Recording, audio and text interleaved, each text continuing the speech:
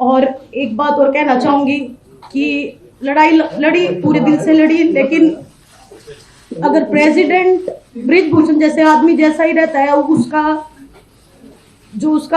बिल्कुल सहयोगी है, उसका बिजनेस पार्टनर है, वो अगर इस फेडरेशन में रहेगा तो मैं अपनी कुश्ती को त्यागती हूँ और मैं आज के बाद कभी भी आपको वहां नहीं दिखूंगा। तो बस सभी देशवासियों को धन्यवाद जिन्होंने आज तक इतना मेरा सपोर्ट किया और मुझे इस मुकाम तक पहुंचाया।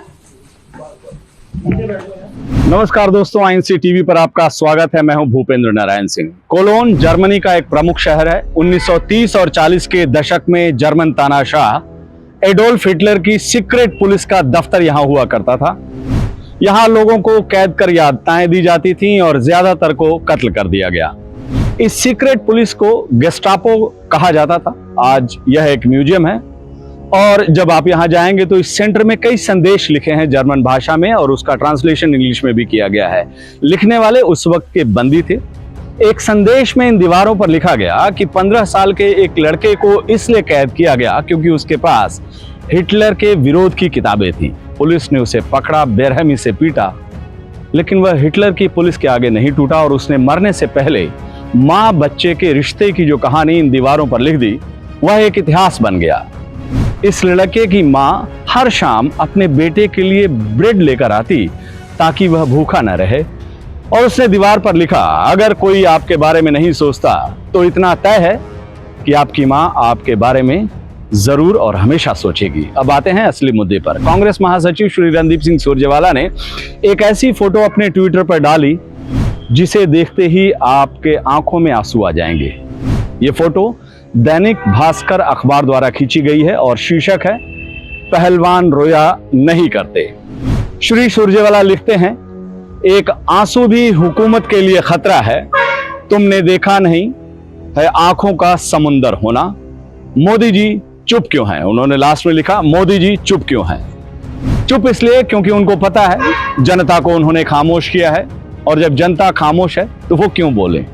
सितम पर सितम जारी है और मोदी जी चुप हैं। चुप तो वो उस वक्त भी थे जब 11 बलात्कारियों को गुजरात सरकार ने माफी दे दी, जिन्होंने एक गर्भवती महिला बिल्किस बानो के साथ बलात्कार किया था।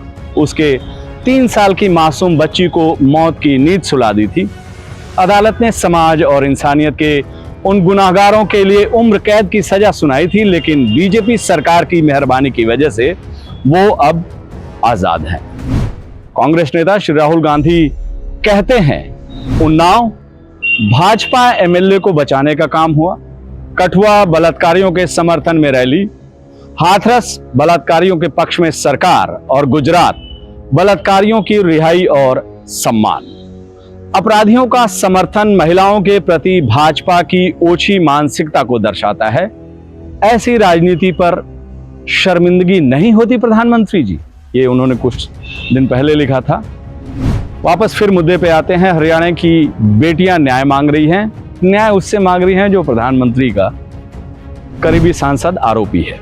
नाम है ब्रजभूषण, भाजपा के सांसद, कुश्ती संघ के अध्यक्ष। खिलाड़ियों पर यौन शोषण का आरोप, और प्रधानमंत्री जी चुप हैं। हफीज मेरठी ने कहा है, अंधों बहरों की नगरी में यूं कौन तवज्जो करता है, माहौल सुनेगा देखेगा जिस वक्त बजेंगी जंजीरें। अब वापस आते हैं कोलोन शहर पर और उस 15 साल के बच्चे के जज्बे को सलाम करते हैं जिसने हिटलर के खिलाफ बगावत की और अपने मृत्यु से पहले उसने लिखा था कि अगर कोई आपके बारे में नहीं सोचता तो इतना तय है कि आपकी माँ आपके बारे में हमेशा सोचेगी। इतना तय है कि कोई आज के हालात पर सोचे या ना सोचे, बोले या ना बोले, लेकिन भारत माँ जरूर सोच रही हैं। नमस्कार।